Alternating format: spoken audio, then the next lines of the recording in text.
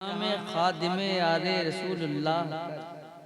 حضرت آل رسول مقتدی کے واسطے الحمدللہ نحمده ونستعینه ونستغفره ونؤمن به ونتوکل علیہ ونعوذ باللہ من شرور انفسنا ومن سیئات اعمالنا من يهده الله فلا مضل له ومن يضلل فلا هادي له ونشهد ان لا اله الا الله وحده لا شريك له ونشهد ان محمدا عبده ورسوله اما بعد فاعوذ بالله من الشیطان الرجیم بسم اللہ الرحمن الرحیم الا ان اولیاء اللہ لا خوف علیہم ولا هم يحزنون صدق اللہ العظیم وصدق رسولہ النبی الامین الکریم ونحن ولا ذالک لمن الشاہدین والشاکرین والحمدللہ رب العالمین۔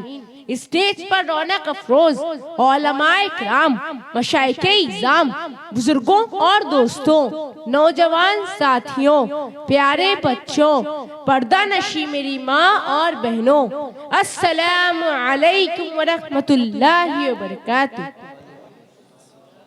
اللہ تعالی وبرکاتہ۔ آئیے سب سے پہلے انتہائی خلوص و محبت کے ساتھ گنبد خضرا کی جانب لو لگا کر بھیک دینے والے آقا، غریبوں کے داتا، حضور پنور سرکار مصطفیٰ صلی اللہ تعالی علیہ وسلم کی بارگاہ میں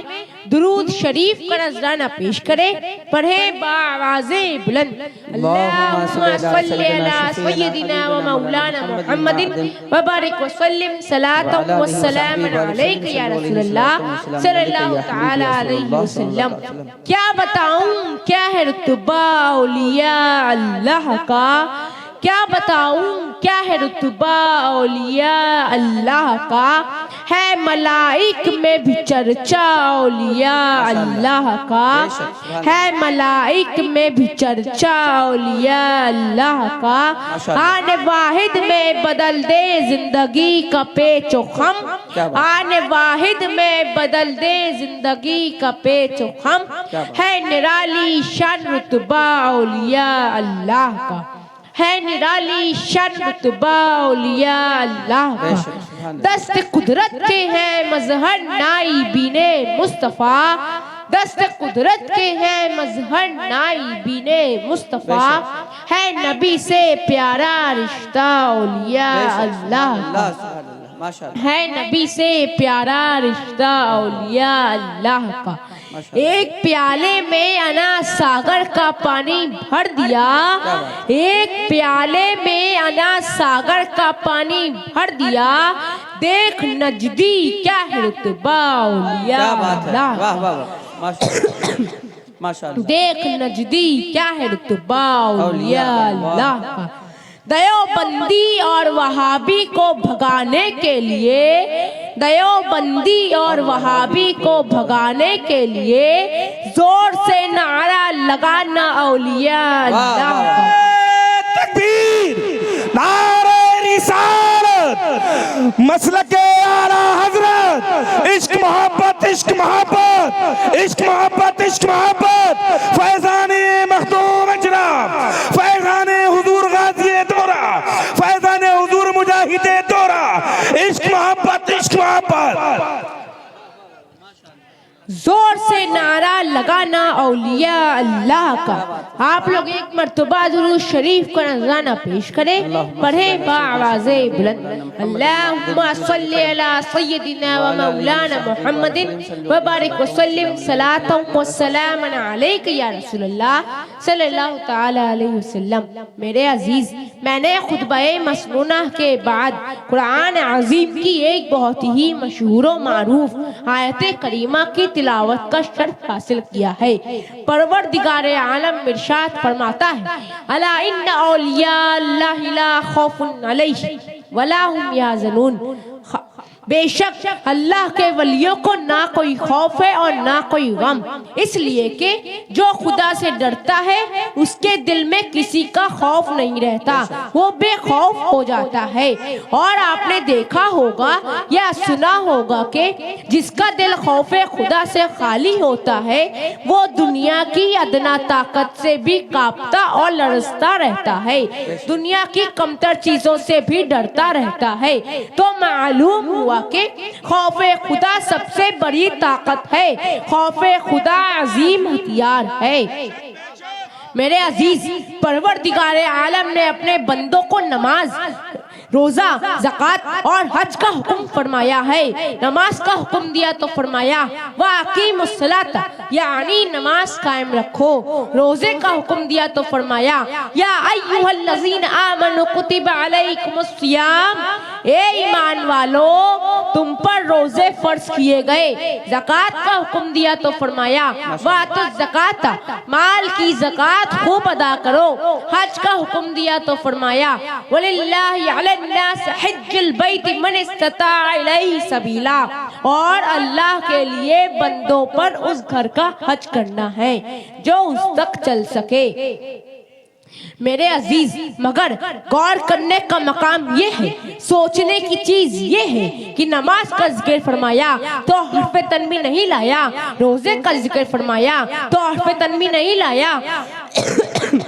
زکوٰۃ کا ذکر فرمایا تو حرف تنبیہ نہیں لایا، حج کا ذکر فرمایا تو حرف تنبیہ نہیں لایا، لیکن جب اولیاء کرام کا تذکرہ فرمایا تو الا حرف تنبیہ اور ان حرف تاکید کا بھی ذکر فرمایا۔ تو میں سوچنے لگا اور غور کرنے لگا آخر اس میں بات کیا ہے، اس میں کون سا راز پنہا ہے، اس میں حکمت کیا ہے۔ تو سمجھ میں آیا کہ اولیاء اللہ کے ذکر میں حرف تنبیہ لانے کی وجہ یہ ہے کہ اللہ عالم الغیب و شہادہ ہے، وہ غیب کا جاننے والا ہے۔ اللہ کو معلوم ہے کہ آخر زمانے میں کچھ لوگ ایسے پیدا ہوں گے، کچھ لوگ ایسے جنم لیں گے جو نماز کا انکار تو نہ کریں گے، روزے کا انکار تو نہ کریں گے، حج و زکوٰۃ کا انکار تو نہ کریں گے، نماز اس لیے پڑھیں گے کہ اپنی پیشانی بھی کالی کر لیں گے، روزے پہ روزہ رکھیں گے، مال کی زکوٰۃ خوب ادا کریں گے، حج پر حج کریں گے، ان سے عبادتوں کی عظمت و اہمیت کا انکار تو نہ کریں گے۔ لیکن جب میرے محبوب بندوں کا ذکر آئے گا،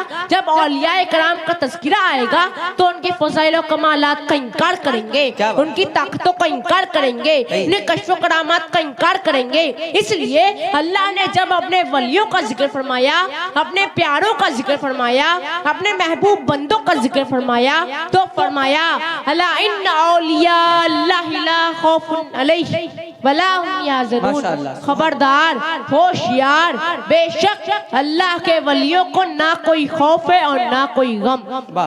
آیت مذکورہ میں غور کیجئے، اللہ تعالی نے لفظ اولیاء اللہ سے پہلے حرف تنبیہ کا ذکر فرمایا، حرف تنبیہ لایا، ارشاد ربانی ہے الا ان اولیاء اللہ لا خوف علیہم ولا هم یحزنون۔ آیت کریمہ میں لفظ الا حرف تنبیہ ہے، اسی طرح انا بھی حرف تاکید ہے، گویا کہ اللہ تعالی نے اپنے ولیوں کا ذکر کرنے سے پہلے حرف تنبیہ کا ذکر فرما کر لوگوں کو ہوشیار کر دیا کہ اے لوگوں، یہ ہمارے دوست ہیں، یہ ہمارے ولی ہیں، یہ ہمارے محبوب ہیں، ان کے فضائل و کمالات کا انکار نہ کرنا، ان کی طاقت و قوت کا انکار نہ کرنا، کیونکہ ان میں جو بھی خوبیاں دیکھ رہے ہو، ان میں جو بھی کمالات دیکھ رہے ہو، ان میں جو فضائل و کرامات دیکھ رہے ہو، ان میں جو بھی طاقت و قوت دیکھ رہے ہو، یہ سب کچھ میرا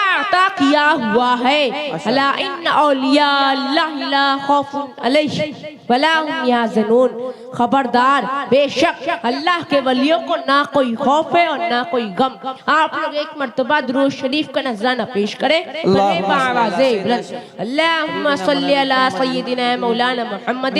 وبارک وسلم صلاۃ و سلام علیک یا رسول اللہ صلی اللہ تعالی علیہ وسلم۔ میرے عزیز، آیت مذکورہ کے مطابق انہی اللہ کے محبوب بندوں میں سے حضور قطب الکبریٰ، تارق السلطنت، غوث العالم، حبیب یزدانی، امیر اوحد الدین سید سلطان اشرف جہانگیر سمنانی رضی اللہ تعالی عنہ ہیں۔ آپ کی بارگاہ میں ہر وقت سینکڑوں زائرین کی بھیڑ لگی رہتی ہے، بالخصوص آسیب زدہ لوگوں کے لیے آپ کا دربار عالیہ شفا خانہ بنا ہوا ہے۔ ہزاروں مریض لائے جاتے ہیں اور الحمدللہ شفا یاب ہو کر واپس جاتے ہیں۔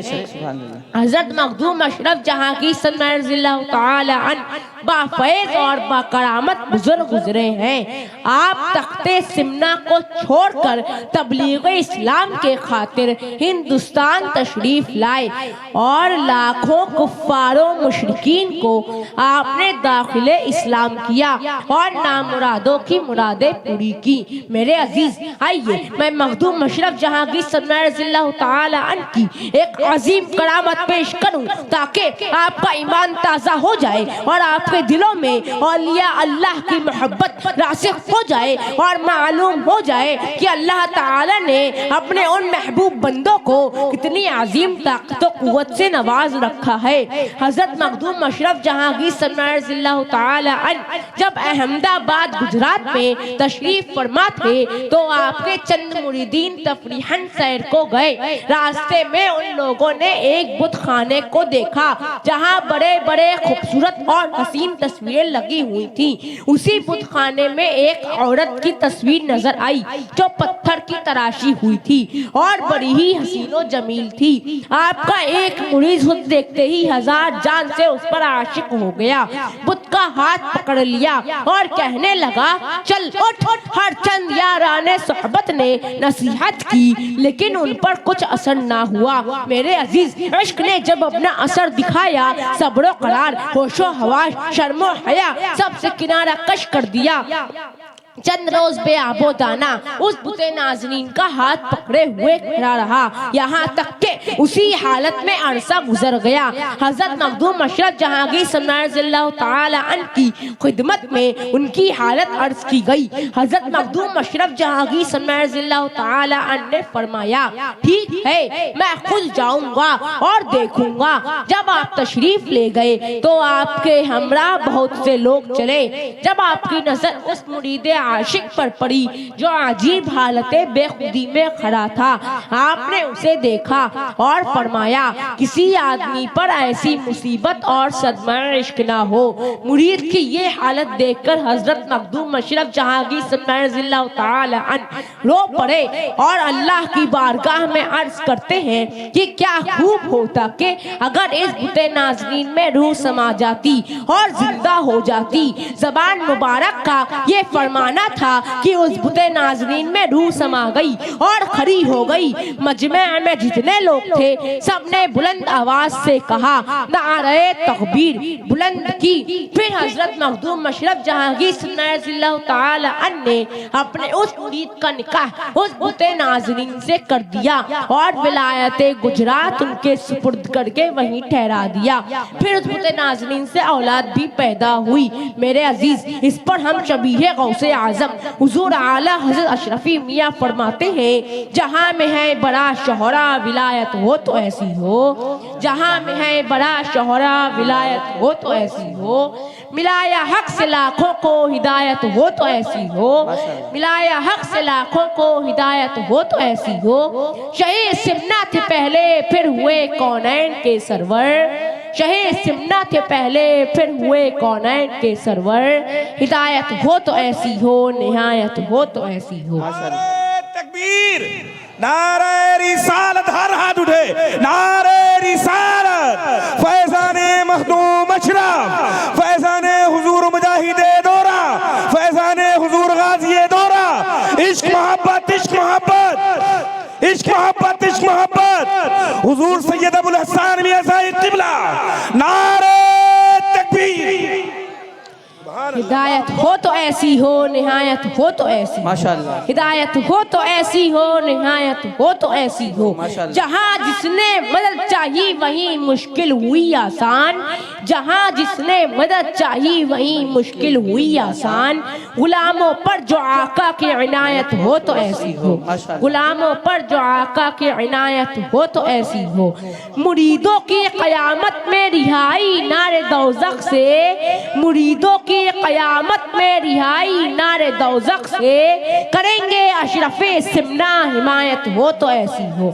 کریں گے اشرف سمنا حمایت ہو تو ایسی ہو، ماشاءاللہ۔ تمہارے حسن کا قصہ کوئی عشاق سے پوچھے، تمہارے حسن کا قصہ کوئی عشاق سے پوچھے،